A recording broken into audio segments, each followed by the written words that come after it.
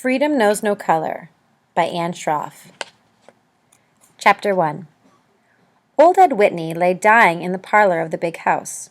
His voice was weak as he talked to his wife.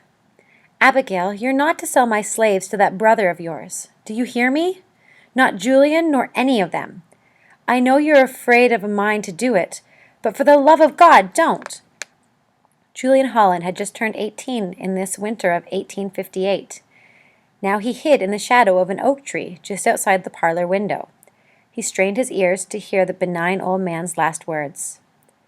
"Just be quiet, Edward. Save your strength," Abigail Whitney said in a flat, dry voice. She was as cruel as a woman as her husband was kind. Julian had lived on the Whitney's farm in Louisiana all his life. He took care of the hogs, did farm chores, and helped at the house when needed. Julian and the other slaves had always been treated with kindness by the old man, but Mrs. Whitney hated them all, and she hated Julian in particular. Now the old woman left her dying husband's bedside and opened the back door of the big house. "You're sneaking around out here, aren't you, Julian?" she called in a low, sly voice. "I know you're out there listening. I know it very well. So I'll give you something to think about. The old man won't last till morning. Then you and the rest of your black friends are going north to Mr. Cannon's cotton plantation." She let out a crackling laugh. "Oh, yes, indeed. I won't have to look at your lazy faces any more, and you'll work to the music of a lash." Still laughing, Mrs. Whitney closed the door, and Julian quietly left the shelter of the oak. He returned to the slave quarters, a few log cabins some distance from the house. Julian's 3 companions waited eagerly for news. They had all lived here many years and were used to Master Whitney's kind treatment. They were provided with decent food on a regular basis and comfortable living conditions. All of Master Whitney's slaves slept on straw beds, and the walls of the cabins were tight against the rain. "It's true," Julian said sadly. "If Master Ed dies, we'll be sent north to the Cannon plantation. We'll be field hands." Thomas, a tall, lanky, 20-year-old, muttered, "I won't go. I'll run away. I'll go south to New Orleans." "They'll catch you and whip you half to death," 17-year-old Daniel warned. "You don't stand a chance." "It's better than being shipped off to the Cannon plantation," Thomas advised. "You should come too." "I'm too old to run," Uncle Jeb said. Jebediah Sampson was 70. "I'm too near to crossing over that last river. Besides, I don't think Master Cannon will want me. I wouldn't be much use as a field hand." Julian said nothing, but he envied Thomas's daring. It was different, though, with Thomas than with the others. He'd been free once. Thomas had been kidnapped from the docks of New Orleans and forced into slavery at the age of 15. Julian had never been free. He didn't know what freedom was. The only life he knew was as a slave on the Whitney farm. Julian had vague memories of his mother. She was darkly beautiful and would cradle him in her arms and sing him lullabies. But she had died long ago. After her death, Ed Whitney looked out for Julian. He would bring him trinkets to play with, a little carved wooden horse, a spinning toy. He made sure that Julian had shoes in the wet Louisiana winters, and in the summers he would often take the boy fishing. Mr. Whitney favored the orphan boy over all the others. Julian never knew why, but the old man's kindness was welcome. And now Ed Whitney, Julian's protector, was dying. The peaceful days of tending the hogs and cutting wood and going fishing would soon be gone. At midnight, the piercing scream of Aunt Sally announced the death of Master. Aunt Sally and Uncle Jeb had taken care of the Whitney household for over 30 years. Now the black woman howled with genuine anguish, for she had deep affection for the kind old man. In the last few days, it had been Aunt Sally who had cooled the old man's brow with wet rags. Abigail Whitney had gone about her work of keeping the books, dry-eyed and expressionless. Thomas set out through the darkness at once. He hoped to make it through the tangled cypress woods and over the bayous to New Orleans. Clouds had rolled over the moon and now covered his escape. Standing outside the log cabins, Julian and Daniel sadly watched him go. Daniel's eyes filled with fear as Thomas disappeared into the woods. "I'm scared, Julian," he admitted. "I'm scared to run, and I'm scared to stay. Remember last summer when we heard the bloodhounds baying and everybody said they were running down slaves? Remember when we saw that black man floating in the bayou the next morning?" Julian nodded. Likely he was shot running away. "Julian, what do you know about the Cannon plantation?" Daniel asked. "Seems like it must be a real hard place, Daniel," Julian replied. "Mrs. is always bragging about how tough her brother is, how he makes everybody work so hard. He claims he's broken more slaves than any man in Louisiana."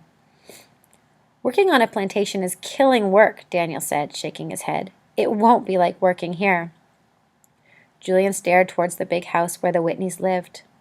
It didn't have the grandeur of some of the other mansions in the Bayou country.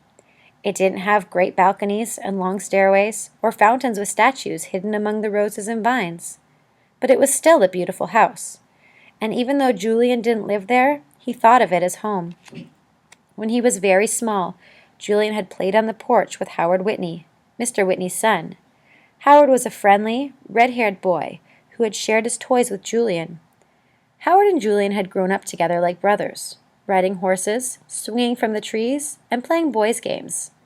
Now Howard was away at school, and Mr. Whitney was dead, and Julian had no allies left. Julian felt the sort of grief a boy would feel at the death of a grandfather. He had tried to go to Mr. Whitney in his last days off and offer a word of comfort to him, but Mrs. Whitney had always barred the way. "He has no need of slaves troubling him," she had snapped when Julian made the request. "Mrs.," Julian had said politely, "your husband has been real kind to me. I'd just like to pay my respects." "Away with you," Mrs. Whitney had said in a harsh voice. "You just want to get into that house and steal something. You're all thieves. You just want to snatch something, figuring he's too sick to notice." "No, ma'am, I'd never steal from Master Whitney," Julian said, deeply hurt. "Liar!" Mrs. Whitney cried. "I'm no fool like my husband. I can see right through the bunch of you.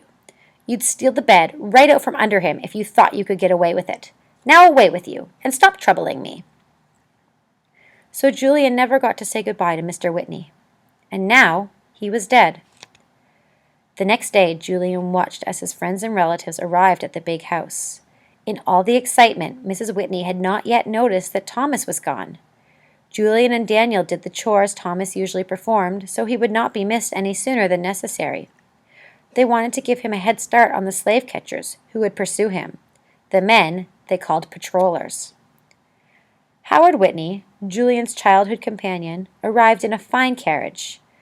As he headed towards the house, he never even looked in the direction of the slave quarters. Julian called a soft, "Hello, Master Howard," as the young man passed, but he didn't seem to hear it, or maybe he didn't want to hear it. It was acceptable for black and white children to play together when they were young, but their friendships always ended when they became teenagers. At the burial of Mr. Whitney, the slaves stood respectfully at the edge of the graveyard listening to the preacher praise his good qualities. Mrs. Whitney had stood by impassively, never shedding a tear. Howard Whitney looked very sad.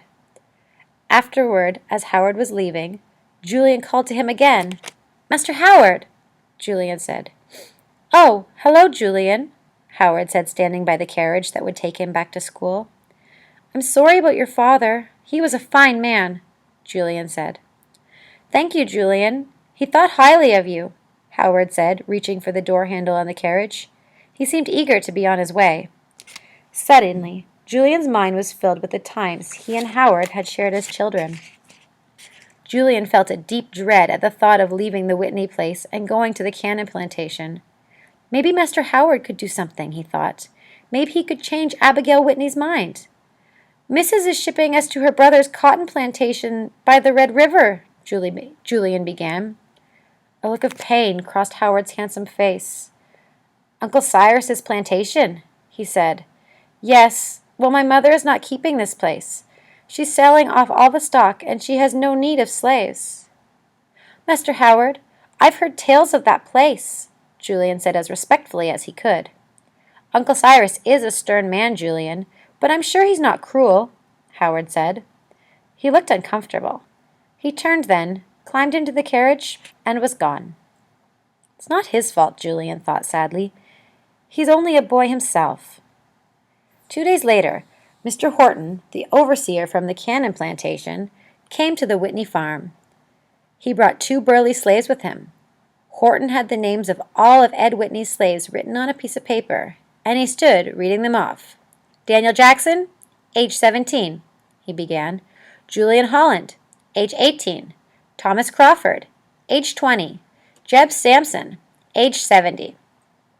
Aunt Sally was standing nearby, and she let out a cry of anguish. "Not Jeb, missus!" she begged Abigail Whitney. "Jeb's not fit for field work. Please don't send Jeb away." Uncle Jeb had been with the Whitneys for as long as Aunt Sally had, and while the two were never allowed to marry, they had always loved each other. "Be quiet and go into the house," Mrs. Whitney scolded. Weeping, Aunt Sally obeyed. The overseer's flinty eyes found Julian, Daniel, and Jeb, but Thomas was missing. "Where's Thomas Crawford?" he asked. No one answered. "You heard the man," Mrs. Whitney shouted. "Where's Thomas?" "He was missing this morning, missus," Julian said. "Don't know what's become of him." Mrs. Whitney glared at the 3 slaves. Then she seized on the one who was the weakest and most likely to betray Thomas. "Uncle Jeb, you know where Thomas has gone, don't you?" she demanded. "Would you like a whipping, Jeb? Or are you going to tell me the truth?"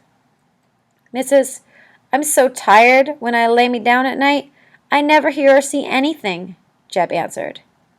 Suddenly, Horton produced a heavy cowhide whip. "You'll all be beaten unless someone tells me where Thomas is," Mrs. Whitney threatened. The overseer cracked his whip against a tree, peeling away a strip of bark as a warning. His thick, muscled arms tightened, ready to deliver the lashes.